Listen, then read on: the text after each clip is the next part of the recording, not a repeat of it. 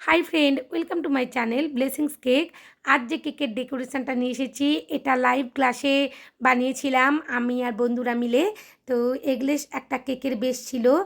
আমরা গতকাল যে লাইভ ক্লাসটা নিয়েছিলাম আমি তাতেই যে এগলেস কেকটা বানিয়েছিলাম সেই ডেকোরেশনটা বাকি ছিল, সেই ডেকোরেশনের ভিডিও আমি দিলাম। প্লিজ তোমরা দেখো, ভালো লাগলে লাইক শেয়ার কমেন্ট করো। আর আমার চ্যানেলে নতুন বন্ধু হয়ে থাকলে চ্যানেলটা সাবস্ক্রাইব করবার অনুরোধ জানালাম। আমি খুব সুন্দরভাবে দেখানোর চেষ্টা করেছি। পুরো ভিডিওটা দেখলে তোমরাও বাড়িতে পারফেক্টভাবে এরকম একটা কেক ডেকোরেশন করতে পারবে। এই ধরনের কেকগুলো ভীষণভাবে ইউনিক, একবার অবশ্যই বানাতে হবে বাড়িতে। দেখো, প্রথমেই আমি এখানে একটা কেক বোর্ড নিয়ে নিয়েছি। প্রথম স্পঞ্জটা বসিয়ে দিলাম। তোমরা তো কালকে দেখেইছিলে কত সুন্দরভাবে স্পঞ্জটা রেডি হয়েছিল। আমি গ্যাস ওভেনের মধ্যে বানিয়েছিলাম, এটা কোনো রকমেরই ওভেনে ওটিজির মধ্যে বানাচ্ছিলাম না, আর কোনো রকমের ইলেকট্রিক হ্যান্ড বিটার লাগছিল না, কেবলমাত্র হ্যান্ড উইক্স দিয়েই খুব সুন্দরভাবে এই কেকটা বানিয়েছিলাম।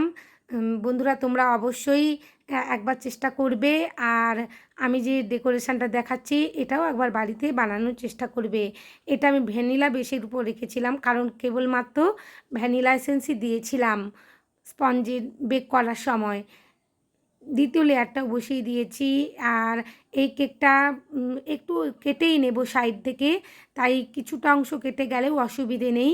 একই রকমভাবে দ্বিতীয় লেয়ারেও আমি ক্রিম আর হোয়াইট চকলেট দিয়ে দিলাম। ভালোভাবে তৃতীয় লেয়ারটাও বসিয়ে দিয়েছি, একই রকমভাবে সব করে নিচ্ছি। এই এগলেস কেকগুলো খুবই নরম হয় আর খুব সুন্দর খেতে হয়। ধীরে ধীরে আমি ক্রিম দিয়ে ক্রাম কোটিং করে নেব। আগে ক্রাম কোটিং করে 15 থেকে 20 মিনিট ফ্রিজের মধ্যে সেট করতে রেখে দেব। অবশ্যই ফ্রিজের মধ্যে সেট করে রাখতে হবে, নাহলে আমি যে কাটবো সাইড থেকে সেটা কিছুতেই কাটা যাবে না। দেখো, আমি এখানে 15 থেকে 20 মিনিট সেট করতে রেখে দিয়েছিলাম। এরপর একটা ছুরির সাহায্যে কাটার চেষ্টা করছি, কিন্তু হচ্ছে না। ব্রেড নাইফ, যেটা দিয়ে আমি কেকের লেয়ার কেটে থাকি কেকের, সেই ব্রেড নাইফটা নিয়ে ভালোভাবে আমি একটু কেটে নিচ্ছি উপরের অংশটা। আমি এই কেকটা ডোম শেপের করব, তোমরা থাম্বনেলে দেখে নিয়েছো। দেখো, ধীরে ধীরে আমি খুব সুন্দরভাবে কেটে নিচ্ছি। আমি সমস্ত প্রিপারেশান নিয়েই শুরু করেছিলাম, কিন্তু টাইমটা অনেকটাই চলে গেছিলো, যেহেতু এগলেস স্পঞ্জ কেক বানাচ্ছিলাম আর ভীষণ গরমও ছিল, আর টাইমও তো একটা ফ্যাক্টর করে বন্ধুরা। তাই এটা আমি তোমাদের জিজ্ঞেস করেই তো বললাম যে ঠিক আছে, তোমরা বললে আমি ভিডিও দিয়ে দেবো। ঠিক আছে, তাই ভিডিওটা দিলাম।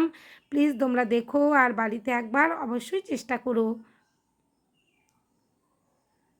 খুব সুন্দরভাবে আমি কেটে নিয়েছি যাতে ডোম শেপের একটা কেক বানানো যায়। এখানে ফ্লেক্সিবল স্ক্র্যাপার নিয়ে নিয়েছি, যেটা আমি এই ধরনের ডোম শেপ গোল কেকগুলো তৈরি করতে ব্যবহার করি। ধীরে ধীরে এখানে ক্রিম দিয়ে আমি আরেকবার ক্রাম কোটিং করে নেব। একবার ক্রাম কোটিংয়ে হবে না, প্রথমবার ক্রাম কোটিং করে রাখার পর ফ্রিজে 15 মিনিট কেটে নিতে হবে একটা ব্রেড নাইফ দিয়ে। সাইডটা আমি যেভাবে কাটা দেখালাম, তারপরে আবার একবার ক্রাম কোটিং করে, এটা দ্বিতীয় নম্বর ক্রাম কোটিং করে ফ্রিজের মধ্যে সেট করতে হবে আরও 15 মিনিট, যাতে ফিনিশিংটা ভালোভাবে আসে। আমি 15 মিনিট সেট করতে রেখে দিয়েছিলাম। এই কেকটা একটু সময় সাপেক্ষ, কারণ বারবার সেট করতে হয় আর বেশি করেই ক্রিম দিতে হবে। এই কেকটার ক্ষেত্রে একটু বেশি ক্রিম লাগবে। এখানে একটু অন্যরকম স্ক্র্যাপার দিয়ে ডিজাইন করেছি, তাই বেশি ক্রিম না দিলে ডিজাইনটা আসবে না। ধীরে ধীরে সমস্তটাই আমি ভিডিওর মধ্যে দেখিয়ে দিচ্ছি, তোমরা অবশ্যই দেখো একটু টাইম করে আর বাড়িতে বানানোর চেষ্টা করো। এটা একটু অ্যাডভান্স লেভেলের কেকের ডিজাইন, কারণ অনেকটাই ক্রিম দিয়ে ভালোভাবে গোল করতে হবে স্ক্র্যাপার দিয়ে। চেষ্টা করলে অবশ্যই পারা যায়, চেষ্টা নিশ্চয়ই করতে হবে বাড়িতে। দেখো, ধীরে ধীরে আমি আবার স্ক্র্যাপার ইউজ করছি। স্ক্র্যাপারটা ভালোভাবে জল দিয়ে ক্লিন করে নিতে হবে। কখনই স্ক্র্যাপারের মধ্যে এক্সট্রা ক্রিম লেগে থাকলে সেই স্ক্র্যাপার দিয়ে ভালোভাবে কাজ করা যাবে না। বারবার স্ক্র্যাপারটা ক্লিন করে নিতে হবে। ধীরে ধীরে উপর থেকে নিচের অংশে গোল করে নিচ্ছি। যে অংশগুলোতে ক্রিম লাগবে মনে হচ্ছে, ভালোভাবে ক্রিমটা দিয়ে দিলাম। আর উপর থেকেও আমি একটা ছোট্ট স্ক্র্যাপার দিয়ে একই রকমেরই ফ্লেক্সিবল স্ক্র্যাপার দিয়ে গোল করে নেওয়ার চেষ্টা করছি। এই পর্যায়ে কোথাও কোথাও মনে হবে ক্রিম লাগবে, সেগুলো আলতো হাতে দিয়ে দিতে হবে। আর আলতোভাবে স্ক্র্যাপারটা ধরতে হবে। খুব জোরে স্ক্র্যাপার ধরলে এক্সট্রা ক্রিমগুলো উঠে চলে আসবে। আমারই মাঝে মাঝে হয়ে যাচ্ছিল ডিসব্যালেন্স। আমিও দেখুন এখানে আমি করে দেখিয়ে দিচ্ছি খুব সুন্দরভাবে উপরের অংশে ক্রিম দিয়ে যাতে একটা ডোম শেপ আসে সেভাবেই করে নিচ্ছি। যেহেতু এখানে এক্সট্রা ক্রিম দিয়েছি তাই কোনো রকমের অসুবিধে হচ্ছে না।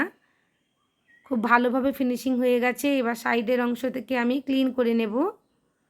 বোর্ডটা অবশ্যই ক্লিন করে নিতে হবে। এরপর আমি নিউট্রাল জেল নিয়ে চলে এসেছি আর 5টা বাটি নিয়ে নিয়েছি। সমস্ত বাটির মধ্যে 1 চামচ করে নিউট্রাল জেল দিয়ে দেব, 1 টেবিল স্পুন করে দিয়ে দেব। আর আমার কাছে কোয়ারি ছিল নিউট্রাল জেলের মধ্যে কোনো রকমের জল মেশানো হয় কিনা। আমি এক্ষেত্রে কোনো রকমেরই জল মেশাবো না। আর অতিরিক্ত জল মেশালে নিউট্রাল জেলের যে একটা ঘনত্ব থাকে চলে যাবে, আর কেকের মধ্যে যখনই ইউজ করতে থাকবে ফ্রিজে রাখবে ওটা গড়িয়ে পড়বে, ওটা পারফেক্টভাবে একটা ফিনিশিং আসবে না। তাই জল দিলেও হাফ টিস্পুন বা 1 টেবিল স্পুন এরকম দেবে, বেশি জল দেবে না। বেশি জল দিলে কখনোই নিউট্রাল জেলের যে পারফেক্ট একটা ফিনিশিং সেটা আসবে না। আমি এখানে একদমই জল দিচ্ছি না, একেবারে যে র নিউট্রাল জেলটা সেটাই ব্যবহার করছি। আর কালার মিশিয়ে নিয়েছি, ভালোভাবে মিশিয়ে নিচ্ছি। দেখো এখানে দেখিয়ে দিচ্ছি আমি। একটু সময় ধরে চামচ দিয়ে ভালোভাবে মিশিয়ে নিতে হবে, আর যাতে একটু নিউট্রাল জেলের দানা না থাকে। এরপর পাইপিং ব্যাগের মধ্যে ভরে নেব। এখানে আমি 5টা পাইপিং ব্যাগ নিয়ে নেব। আর পাইপিং ব্যাগের যে হোলটা করবে একেবারে ছোট করতে হবে। বড় হোল করলে অনেকটা নিউট্রাল জেল একসাথে পড়ে যাবে। যে ডিজাইনটা আমরা এখানে বানাবো সেই ডিজাইনটার ক্ষেত্রে পাইপিং ব্যাগের হোলটা সব সময় ছোট্ট করে করতে হবে। আমি তোমাদের দেখিয়ে দিচ্ছি, দেখো ভিডিওর মধ্যে। সমস্ত পাইপিং ব্যাগের মধ্যেই আমি নিউট্রাল জেল ভরে নেব এক এক করে। সমস্তটাই ভরে নিয়েছি দেখো। এরপর কেকটা আমি ফ্রিজের মধ্যে রেখেছি 15 মিনিট সেট করতে। ধীরে ধীরে অবশ্যই সেট করতে হবে, কারণ ক্রিমটা যদি সেট না হয় ফ্রিজের মধ্যে, এই পাইপিং জেল দিয়ে যে ডেকোরেশনটা করবে যখন স্ক্র্যাপারটা লাগাতে যাবে ক্রিমটা উঠে চলে আসার সম্ভাবনা থাকবে। তাই উপরের অংশে প্রথমেই আমি হলুদ দিয়ে দিলাম। অবশ্যই কেকটা সেট করে করে করতে হবে। একেবারে ছোট করে আমি হোল করেছি, কখনোই বড় করে হোল করা যাবে না। এরপর রেড কালারের যে পাইপিং জেলটা রেডি করেছিলাম সেটাও দিয়ে দিলাম। খুবই আস্তে আস্তে কাজটা করতে হবে। আমার একটু হাতটা কাঁপছিল, এদিক সেদিক একটু বাঁকা বাঁকা হচ্ছে। তোমরা কিন্তু একটু সোজা করেই করো। একটু এদিক সেদিক হয়ে যাচ্ছে, কোনো ব্যাপার নয়, আমি ওটাকে ম্যানেজ করে নেব। নিচের অংশে সবুজটা আর নীল টা একের সাথে মিশে গেছিলো। আর ওটা সেই যে ময়ূরের যে ময়ূরকণ্ঠী রঙ হয় সেই রকমই একটা রঙ এসে গেছিলো।